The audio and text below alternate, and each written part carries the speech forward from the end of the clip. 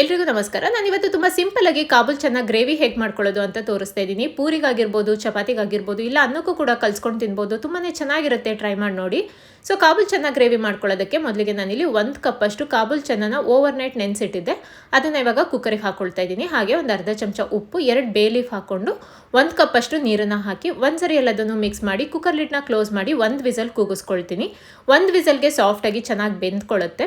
ಈಗ ಒಂದು ಮಿಕ್ಸರ್ ಜಾರಿಗೆ 1 ಕಟ್ ಮಾಡ್ಕೊಂಡಿರೋ ಟೊಮೊಟೊ ಹಣ್ಣು, 1-2 ತುಂಡು ಶುಂಠಿ, 10ರಿಂದ 12 ಬೆಳ್ಳುಳ್ಳಿ ಹೆಸರುಗಳು, 6-7 ಗೋಡಂಬಿ, ಹಾಗೆ 1 ಚಮಚದಷ್ಟು ಬೇಯಿಸಿಟ್ಕೊಂಡಿರೋ ಕಾಬೂಲ್ ಚನ್ನ ಮತ್ತು ಸ್ವಲ್ಪ ನೀರನ್ನು ಹಾಕಿಬಿಟ್ಟು ನುಣ್ಣಗೆ ಪೇಸ್ಟ್ ಮಾಡ್ಕೊಳ್ತೀನಿ.